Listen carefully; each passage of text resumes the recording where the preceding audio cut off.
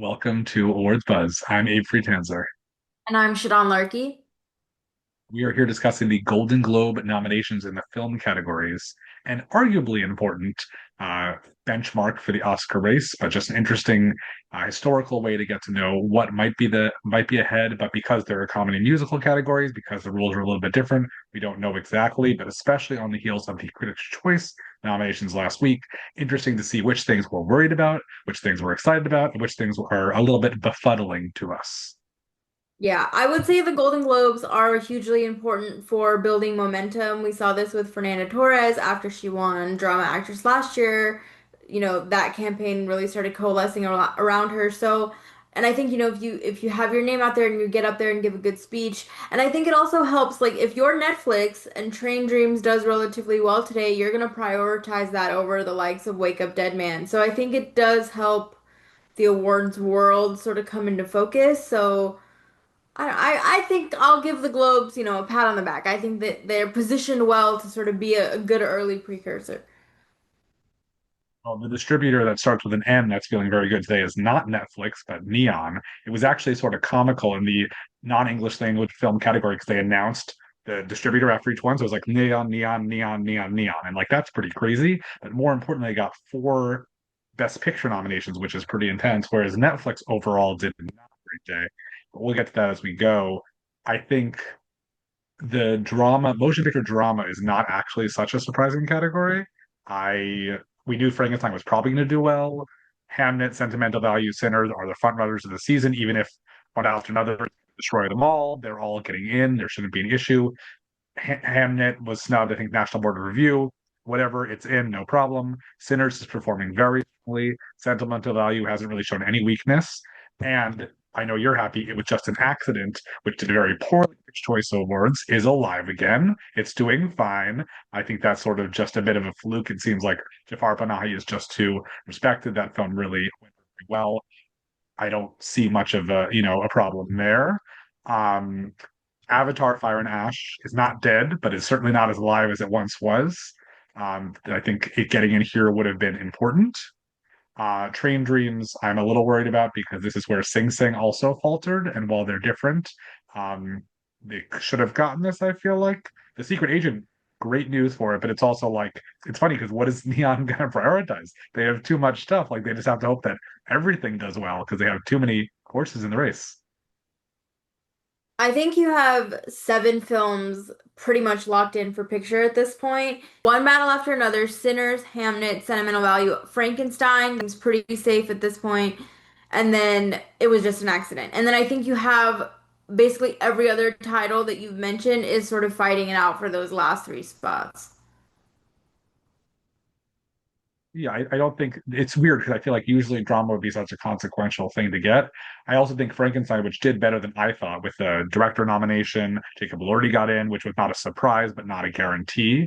Um, I don't know that that's as strong as it, like, I don't know that it's going the whole distance, but indicators certainly are that it is right now. So I don't know. The more interesting thing to me is the comedy musical race because I decided to underestimate both Bugonia and No Other Choice, resulting in a 2 out of 6 yield in this category, which is pretty brutal. I got 3 out of 6. I apparently decided to underestimate Richard Linklater to my own peril in this category. I think everybody did, honestly, and I don't think anybody saw Nouvelle Vague coming. I honestly hadn't seen it, just chose to randomly watch it like on a plane. I said I'm going to watch it. It's on Netflix today. Why not? Blue Moon makes a little more sense because there's actually been some buzz. I guess Nouvelle Vague, given that it's so much about the history of film, and I feel like Globes voters are very international, and that's a big reason for that. But it's still pretty, if nothing else, just baffling because I don't think either of those, like, I think Netflix and Sony Pictures Classics are pretty surprised by those gets too. I don't think they were actively campaigning those films. I think Zoe Deutsch would have been a more likely thing than the film showing up for Nouvelle Vague. But I mean, I enjoyed both. I think Blue Moon I really liked a lot, and I wasn't sure about Ethan's chances. Feel a lot better now with this additional thing. I will say that even though it got in, Marty Supreme is faltering a little bit. I thought it was going to get two supporting actress slots. I thought director was going to happen, and not getting those makes it feel a whole lot weaker. I still think one battle after another, nothing can topple it. But if anything does, it's certainly not going to be Marty Supreme. Yeah, I that was my big miss was under overestimating Marty Supreme. I had it in for director. I had Paltrow in. I thought she was such a safe sort of Globesy nomination. So to miss those two, I think is a huge. Now it's possible they just didn't see it. Maybe Marty, that Marty Supreme wasn't focused on Globes voters as much, so it could be sort of a late breaking thing. Somebody made the excellent point on Twitter that the last Timothy Chalamet film, the Bob Dylan one, also got the same number of Globes nominations and was sort of a late breaking favorite with the guilds, and that's what propelled it. So I don't think we should be too worried, but that was the big surprise for me this morning. That same logic does not lead to Timothy winning, though, because last time the film did so well in nominations and then got nothing at the Oscars, which was a huge disappointment. That said, The Brutalist was also not the juggernaut it was at the Globes by the time it got to the Oscars. I mean, the misses here are pretty sizable. I mean, No Other Choice getting in is a great thing for it. Bugonia also doing pretty well. But the fact that Wake Up Dead Man got nothing after I think being the most well reviewed of the three films is pretty surprising because people thought there might be Oscar crossover. Josh O'Connor, Glenn Close. I mean, it's I guess Melissa McCarthy, right? She got a SAG nomination and then an Oscar nomination for Bridesmaids. So that's the only counter argument, right? Not that Bridesmaid and Knives Out are the same, but that's my only like it could still happen kind of thing. But otherwise, Jay Kelly, I don't know why it's missing from here. I think it's a huge miss. It was really good, and it does not bode well at all. Testament of Ann Lee, which I love, and I know you love, not looking so great, but much more concerning. Wicked for Good, which at least Cynthia got in, because if Cynthia didn't get in, the film didn't get in. But it's hard to come back from that. That's a pretty big lack of support here. Yeah, I think we're going to be looking at some sequel fatigue with both Avatar and Wicked for Good.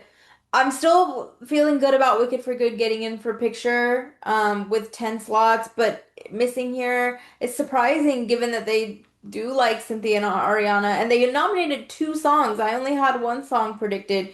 So I'm not really sure, why give it the two songs if you're not going to give it. Not really sure what's going on that ballot, but that was another big shocker of the morning for sure. Perhaps the biggest snub of the morning, arguably. Yeah, I mean, it's not overly surprising because I feel there definitely has been backlash to the film, but it's still not great and does not bode well for the film. And it's weird because they all were nominated last year. It's not like you can say they like need to be recognized because they were. Ariana, I do not feel like is the front runner anymore. I feel like Cynthia is pretty far out of the rate. It's hard to know. We'll have to see with SAG because again, last year I predicted Jonathan Bailey for a gold nomination, got a SAG nomination, which felt very strange. I do I want to don't touch know. on supporting actress because, like I said, I did have I had Gwyneth Paltrow in over Amy Madigan. Um, so I don't know what to make of the Amy Madigan. I mean, she's been out in front with critics groups so far. That is a surprise to no one. That seemed like it was always going to be in the cards for her. But my question was, is it going to transfer over to other voting bodies? I still don't buy it completely, just like I've never bought Timothy Chalamet actually winning. But it seems like supporting actress is just all over the place. So I don't know. Maybe there is room for her. It seems like the only film that is confidently getting in two actresses is supporting actress is sentimental value. Because clearly Teyana Taylor has established herself as the supporting contender from One Battle After Another. She seems pretty safe at this point. But Amy Madigan, she's given me a headache this season, Abe. I don't know what to do. So I think Amy is safe. I'm not the number one weapons supporter. Like that's not my cup of tea, but I'm fine with it. Like I think it's great for her. I personally predicted Odessa Zion, which is part of the problem, right? You said Gwyneth, I said her, and maybe if it's like a complete unknown thing, one of them gets in at the SAG Awards and then gets the Oscar nomination, like Monica Barbaro did last year. But I'm not sure. The one I missed, and I think you missed probably too, is Emily Blunt I because I had Emily you Blunt did have in her. just the There Globes you just go. love her. So I was not surprised actually that Smashing Machine did well. I mean, it could have gotten into picture, it didn't, but It had a very strong start and people sort of forgot about it. I think the fact that she's in is great. I did hear from a lot of people they didn't like her role. They were concerned about like the portrayal of the character, not necessarily her portrayal of it. I think she's excellent. I think she is long overdue for a lot of recognition. One measly Oscar nomination as the only one who didn't win from that film for Oppenheimer is not like doesn't seem fair. I'd be very happy to have her in the conversation. I'm very glad to see Inga here. I think that's great. I was a little worried about that, so that's really nice. Um, yeah, I don't really know exactly what to make of this. And actually, I looked the Critics' Choice because they only have one acting category per like no comedy or musical. All but one of their acting nominees got a Golden Globe nomination today, and the one who didn't is Wunmi Masaku for Sinners, which is really a shame because also she just won the Gotham Award. She's great. She infamously was snubbed when the rest of her cast from Lovecraft Country was nominated for Emmys. It would be great to see her here, but this I think is a pretty competitive category, whereas in the past we've seen supporting actor repeat exactly. I see no reason why. I mean, obviously there are six nominees, we only get five of them, but I think the supporting actor race might be a lot more sewn up than this. Whereas supporting actress seems a lot. There's Halo could still come at some point. I think this is probably her time. Regina easily could, but I feel like one battle after another, like who's probably I don't know. I don't really know what to think of it at this point, but I sentimental value seems a lot safer than I thought. So while we're on this, yeah, go ahead.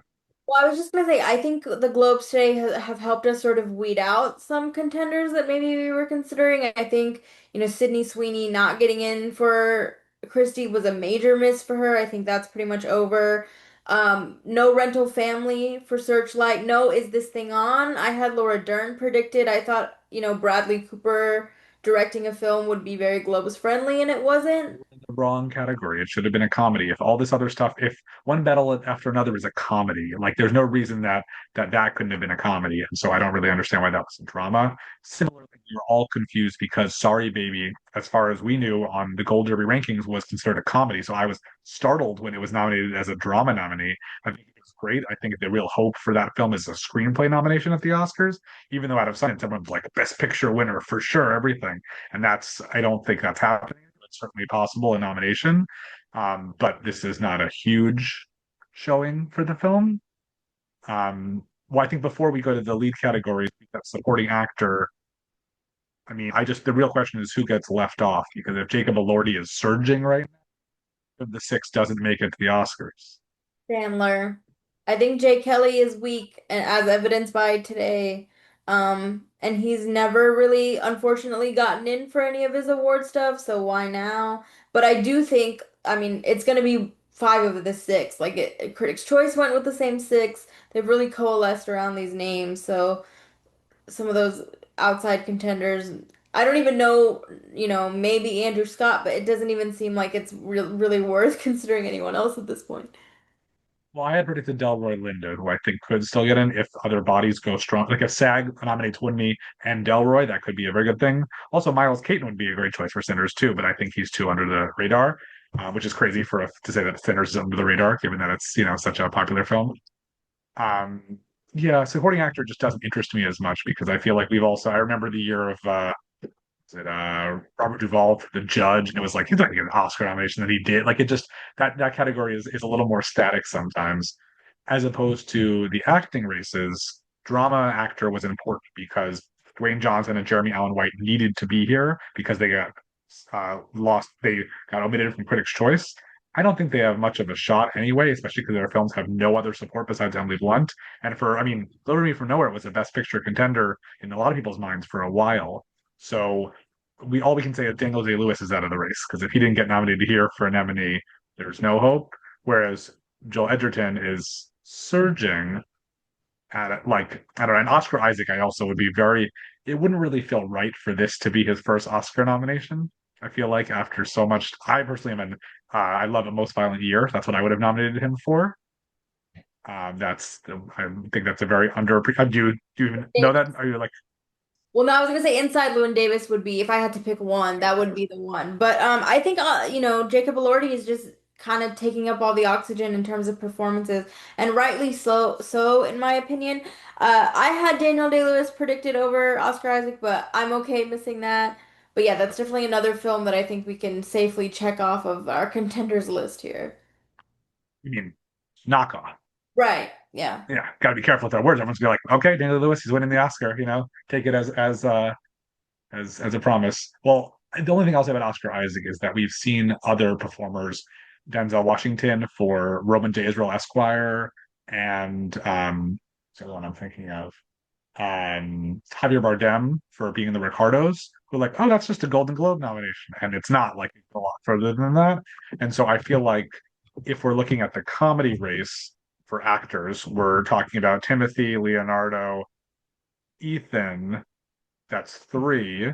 And then from drama, you would get Wagner and Michael, that's five.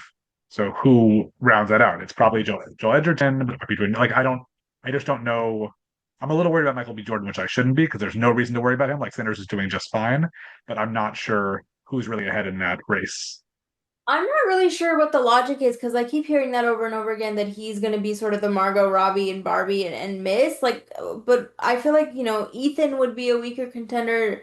Um, there's just a lot of people that I think Michael B. Jordan for me is like solidly in third behind Leo and Timothy. And I think, Ethan could be in trouble. And then whoever my fifth person is that I can't think of right now I think because. Wagner is fine now because that film is surging at exactly the right time. It was not one of the like sure things, and so I think that's really great for him.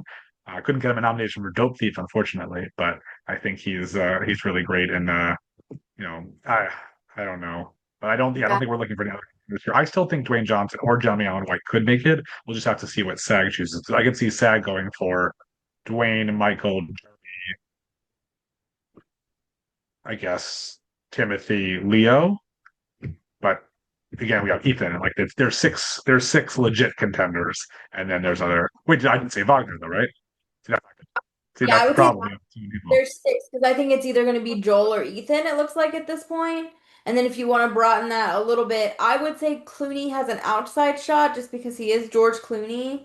And if enough people see it, that is like a very Academy friendly role. It felt like to me it was literally a tribute to George Clooney, quite literally at some points. So I'm not fully ready to count out George Clooney. I'm just very confused about Jay Kelly because on its best day, it gets six Oscar nominations, but there's easily an argument where it just misses everything and doesn't get any at all. So, where does it land? I'm not feeling good after this morning. I don't know. Best Actress is even more of a conundrum because Julia Roberts got in, but I think this is as far as we thought she was going. Jennifer Lawrence is a question mark because the film, while I know that you love it, is a little hard to access for some, I think, and is not like a slam dunk by any stretch. Tessa Thompson had a real question mark, not sure what's going to happen there. Um, Ava Victor, I don't see happening. And then in theory, you could just make the category without any of them for you need Renata, right? But otherwise, for the comedy, you have Rose. I got comedy. I got all six: Rose, Cynthia, Kate, Chase, Amanda, and Emma. And if you were to go off it right now, you would say Rose, Chase, Emma, Renata, and somebody else, right? That's where it sort of seemed to be. I mean, I'm not ready to give up on Cynthia Erivo. I understand that Wicked is weak, but we know that the Academy loves her. They nominated her for acting and for song for a film that was considered weaker when she did the biopic, so I'm not ready to give up on her, but I think at this point, um, Jessie Buckley, Renata, and Rose Byrne seem safe. So then I feel like we have two slots. Chase Infinity very much in the mix. Emma Stone very much in the mix. We know they like her. Amanda Seyfried very much still in the mix. I know, not the greatest showing for the Testament of Anne Lee, but they like her and I do think if they just get that film in front of enough eyeballs, she'll easily jump in there. So actress, this I think is just a very stacked race this year. It's just tough looking at it with those because I forgot to say Jesse, and it's like Jesse is the surest lock of all, even if maybe she's not going to win, which would be disappointing. I don't know about Rose Byrne, though. I really, really hope so because I think she's great, but I'm just not entirely sure. But we'll have to see what SAG does in this race because they also said that like SAG has famously the year they nominated Sarah Silverman for I Smile Back, the Woman in Gold, which were just complete like you know out of nowhere stuff.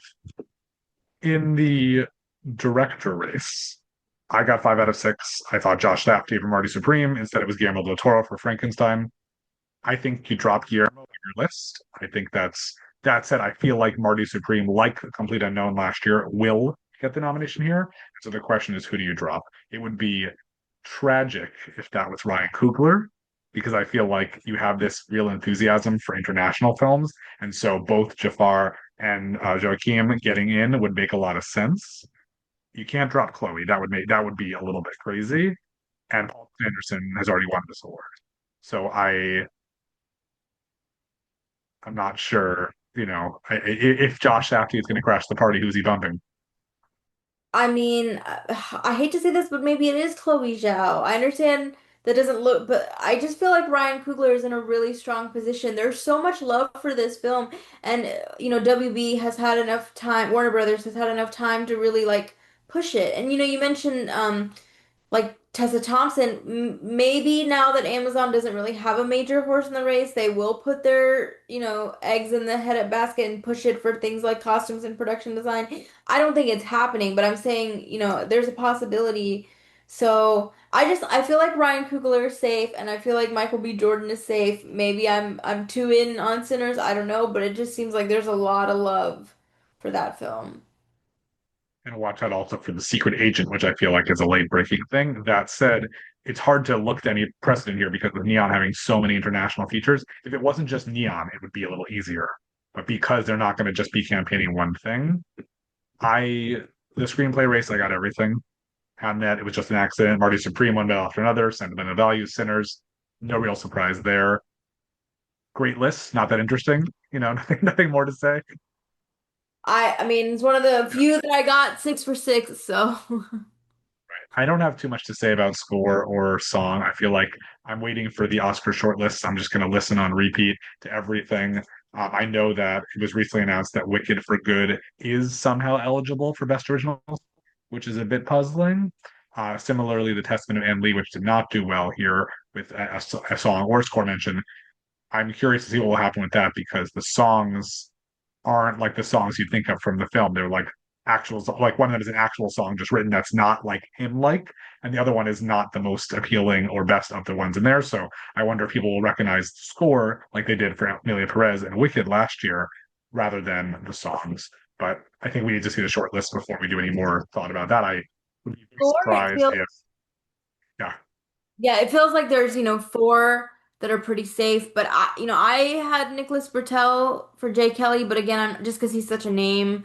But I don't know. Alexander Desplat nominated at the Globes, but the Globes really like him. He's been nominated in years where he's missed at the Oscars, so I don't really know what to make of that. And then, Train Dreams could surprise here. There's love for that score. Hans Zimmer, he could just get, yeah, I think there's some, it's like I said, 4 out of 5, semi locked in, but there's still some wiggle room here. from today's short list, that's when I do all my work to the songs and scores to get used to them. Although I feel like I'm a little more up on the songs this year than usual. This is definitely my first year ever getting a perfect score on non-English language, but I also feel like it wasn't that difficult in some ways. Sarat got a score nomination, which is really cool, and the voice of Hin Rajab, which we thought maybe wouldn't come until the Oscars, did get in here. I think if you were to drop one, it would be pretty crazy to just have a category for neon. Like that would be insane. Just the five neon films. I feel like we're still looking at, I haven't seen it yet, but Sound of Falling, people say it's really worth considering. Left-Handed Girl and Ballet. I think those are like the that's 9 films, which back in the day would have been a short list, but now we have 15. So I will be very intrigued for what random films end up on there, like Amerikatsi from a couple years ago, which from Armenia, which was quite a strange choice. So I think I hope none of these miss. I feel like the neon films won't miss, but I feel like it's possible the voice of Hinrajab won't get in. I don't know. That's what I also think that All That's Left of You and Palestine 36 will both get in. And so it'll be interesting, like a lot of similarly, same kind of content, different films, obviously, but we'll see how many of those ultimately make the cut. Right. I don't know if I mentioned this, but for me, The Voice of Hindu Job, if people see that film, it has a much stronger chance of getting a nomination. I'm just worried that it's too small.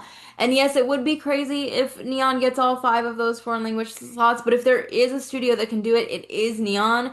They've shown that they can run a successful campaign for a small movie very well, so I don't think it's outside of a possibility. I'm not gonna just not predict Sarat just because it's a neon film. It also got sound at Critics' Choice, so like there clearly is some broad support for that film. And every time you see a foreign language film get in categories other than foreign language, you got to take it really seriously. So as of right now, Surat seems pretty solidly in that fifth slot. I just wouldn't count out Left-Handed Girl because that's Netflix, and there's like now maybe that's their horse now. I'm not sure now that Frankenstein seems safer. Animated, I this is the one place there's the movie I haven't seen, which is Demon on the hunt for. I think it's interesting that two demon animated films got in, just because I feel like that would be just confusing to voters. I'm a little surprised, delightfully, that Elio made it. I didn't think that it was necessarily going to. In Your Dreams, unfortunately, is not here. Neza 2 is not here, so there's no like this is close to the Oscar list. I feel like Arco, K-pop, and Zootopia are fine for the Oscars. Just a question like what slight mix. We still, oh, sorry, Little Amelie. I think people seem to really like that one, even if they can't pronounce it. Um, uh, and Scarlet is another possibility. There's a few others that are like out there mixed in life. So I don't know what's going to happen here, and I sort of wish we were getting a short list. I feel like the short lists are very helpful, but I don't. I think this may be a little more predictable than in previous years. I think when I saw Arco, I was like, this could be the artsy animated film that overtakes Demon Hunters. But now I think Little Amelie could be in that position. It's beloved, gaining steam. Do I think it's gonna beat Demon Hunters? Probably not. But I think that film is very well positioned, and at this point, I would consider it a snub if it doesn't get an Oscar nomination. Yeah. Yeah, we'll see. I mean, I don't know. I feel like I always remember Boy and the Heron beating Across the Spider-Verse, but Across the Spider-Verse was a sequel, and K-pop is not. And so I think that's why K-pop is fine. Again, this is the person who predicted that Triple to Belleville would be Finding Nemo back in 2003, and that was not a good choice. Flow winning though, I mean, we definitely have an undercurrent of independent animated films really winning, but I think K-pop is just also I feel like it's going to win Best Song, and so that's a helpful thing. Because if you're nominated, that's just an extra thing. We should close on the most absurd of all categories, the cinematic and box office achievement. We touched on this a little bit, I think, in our TV conversation. Um, Interesting, you would think that two items that were important to a cinematic and box office achievement category would be playing in a cinema or having a box office, like actually having opened. And yet, that is not the case because I'm looking at my wrong document here. Sorry. Um, Instead, we have Avatar, Fire and Ash, which, yes, is predicted to do very well, but has not and will not open for several weeks. And K pop Demon Hunters, which never went into theaters at all. F1 makes a lot of sense. Mission Impossible, sure. Sinners, Wicked for Good, and Zootopia 2 make the most sense. Weapons is the coolest nomination because what an achievement. Like, that was not on. Right. But how do we judge this? We judge it based on the box. Like, I don't understand. Theoretically, if it's the best movie in here, shouldn't that be Sinners? Because it's the only movie that's nominated for Best Picture. I really don't. I mean, they should just change it to like best marketing or best surprise or something. It's all of I don't understand it. Good for them. I don't even know. I mean, K-pop Demon Hunters could win, I guess. F1 could win. They clearly like that movie a lot. Who knows? Globes are gonna globes, Abe. Globes are gonna globe. It's like there was, I think, was a Critics' Choice. They have a Best Ensemble, and it's like, what does that mean? Casting and like those are different things. Similarly, like Best Marketing Campaign. Okay, that we can do. Sure, K-pop. Sure, Avatar. Like whatever, that's fine. But it doesn't make as much sense here to have this like this. So we will tier and whoever wins, which I don't know. As long as it's not Avatar for its box office, because literally it shouldn't even have that much box office by the time the Globes air, because it will only been out for 2 weeks. I do want to close out just by asking you, like, what are some of the big questions that you're left with for today? I touched on a few of them for me, which is like, what do we do with Jay Kelly? Is Ann Lee actually a contender outside of Amanda Seyfried? Is Avatar going to be a contender really outside of visual effects? If it's not a picture contender, like similarly, what do we do with Wicked? Is Sinners gonna, where's it gonna land? Is it gonna be a huge above the line contender or not? I think it is, but like, what do you think are some sort of question marks or like big takeaways that you got out of the Globe nominations? I think we're waiting for certain things. For me, for Avatar to still be in the conversation, it needs to get a DGA nomination because a PGA nomination is actually pretty likely. But to be a PGA, which just to still be in there. If it misses that, then I think it's out. Similarly, Wicked needs a PGA. Certain things, other benchmarks that have to happen. SAG, I wonder, it's like Testament of Van Lee is not going to get an ensemble nomination there. Like I don't. There's too many things where we just don't like Bugonia. Is it a contender? Is it not a contender? Like it's not really clear. No choice. I mean, I didn't hear, and it got the Motion Picture where, but Decision to Leave wasn't eligible for that, so that one ended up getting. But what does it mean? I don't know. There are too many like unsure. What does Frankenstein's tally really mean? We know that one battle after another is still winning. Like anything dethrones it, and it's Sinners, Hamnet, and Sentimental Value playing uh for the drama side of this. So I don't actually think we know very much at all. I just would love for the SAG lineups to be vastly different so we can be even more confused and have a lot of other contenders in the mix. Right. And it's funny because we see a lot of awards pundits or whatever being very sure. And I'm like, I don't really know what we're sure of at this point exactly. Even with Train Dreams, maybe it's my bias, but people are saying, oh, it's this year's Sing Sing. But this Train Dreams is already stronger than what Sing Sing was at this point because it's getting cinematography mentions, score mentions. Like it's not just Joel Edgerton. So that could have a very good Oscar morning. And we know every year there's always sort of, a past lives type indie that they love. There is a world where Sorry Baby could very much still be in contention for original screenplay, like if Jay Kelly doesn't end up being a contender. So, I don't think this race is nearly as sewn up as we might want it to be, even though it looks like we have our best picture winner lined up. There's a lot of other interesting categories. Um, I think I feel safer about Wake Up Dead Man not being a big contender anymore than I thought it was going to be only when I looked at the previous years of this getting the picture and Daniel Craig nomination. That said, watch SAG give Josh O'Connor, Glenn Close the ensemble nominations and then be like, okay. But I also feel like SAG ensemble is weird because like they don't, there's some things they should nominate that they just do not. And so that just creates more confusion. And so Sinners, I feel like and one battle after another are the only sure things there. Like everything else, it's really a coin toss. Like Hamnet, is there another ensemble that you would nominate? I'm not sure. Sentimental Value, yes, they're excellent, but like, I don't know what they're going to do with the international crowds, and so I feel like we'll actually have this information there. But I would still love to see some other films like Monica Barbaro, which like she's in the conversation, and so I would love to see who that is, and I would love for even here. I don't know who we're still I don't know if there's a contender we're still waiting for who hasn't been mentioned. That's like I feel like in the past we had that, and here that hasn't happened as much. So I'm intrigued. I will certainly be paying attention to all individual local critics groups, just to see what they're doing, especially the Indiana. Um, yeah, Indiana that has like 10, 20 nominations per category. Like the more the merrier. More categories, the better, as long as they're not cinematic and box office achievement for non-theatrical, unreleased films. I completely agree, and I say this every year, but I would rather be wrong if it means that we get inspired nominations like Eva Victor and Sorry Baby. Let me be wrong about that. That's phenomenal. And I just want to remind people that there's a lot of really good movies in theaters right now. A lot of these contenders that we're talking about are streaming and are more accessible now that we're later in the season. So there's a lot to see. So get out to a theater if you can and engage with these films. Even if they're not major award contenders, there's still some really good stuff out there. So don't let awards buzz, knock you off of a film that you love, but also use it to help you discover some films that maybe you've overlooked from earlier in the year. Good point. There's a lot of good stuff out there, and we will start back talking more about awards. Hopefully, some interesting prizes. But for now, I'm Abe Friedtanzer.